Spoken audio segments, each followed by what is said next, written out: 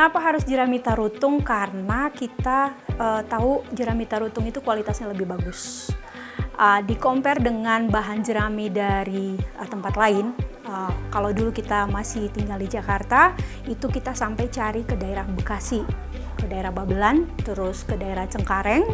Tapi so far yang kita lihat, yang kita temukan itu memang kualitas yang dari tarutung itu lebih bagus. Dari sisi warnanya, dari sisi ketahanannya, dan juga degradasi warnanya itu lebih variatif kalau dari tarutung.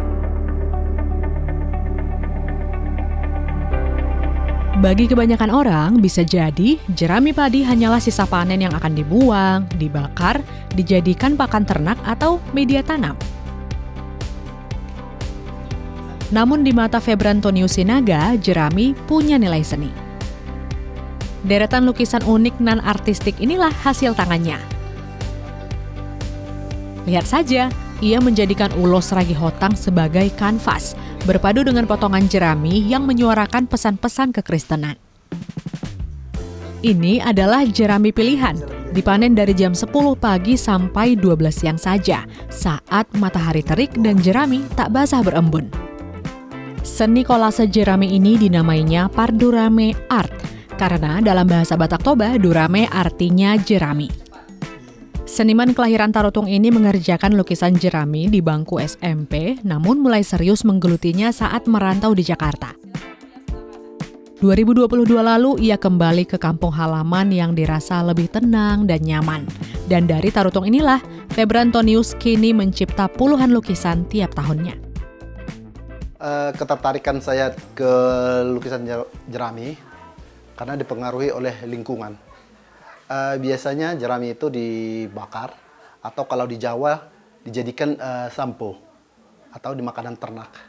Nah, lewat kreasi yang saya punya, saya mengubah lukisan jerami itu menjadi barang unik dan menjadi barang yang mempunyai nilai seni yang tinggi. Yang pasti kesulitan di setiap usaha itu uang. Ya. Tapi tidak cukup dengan uang. Market itu yang di awal saya berkarya di tahun 2000-an, Android belum keluar. Jadi memang biasanya saya menjual lukisan itu hanya lewat pameran.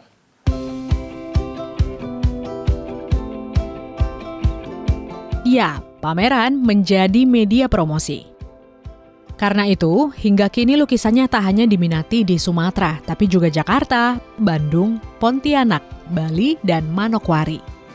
Di pasar internasional, lukisan jerami sudah terpajang di Singapura, Thailand, Cina, Jerman, dan Amerika. Harga tiap lukisan jerami juga variatif, mulai dari 3 juta rupiah. Kata Febrantonius, peran istrinya, Edita Boru Sihombing, sangatlah menentukan. Terkadang ia merasa jenuh dalam rutinitas, maka istrinya mengambil alih beberapa tugas agar semakin ringan.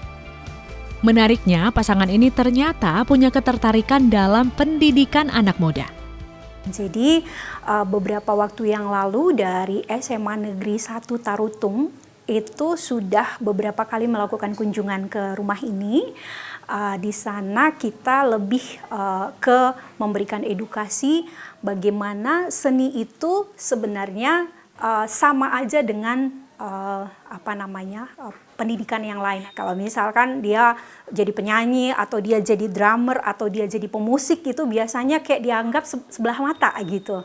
Nah, kita mau mengedukasi anak-anak bahwa lewat dunia seni pun kita bisa berkarya, kita pun bisa menjadi mengambil seni itu menjadi profesi buat kita.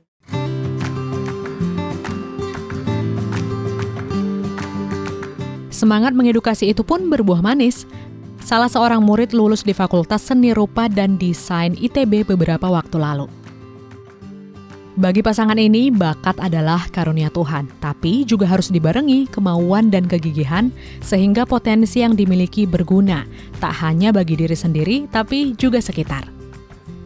Seperti Febrantonius, mencipta karya inspiratif yang menyuarakan keberlanjutan lingkungan, membuat jerami jadi naik kelas.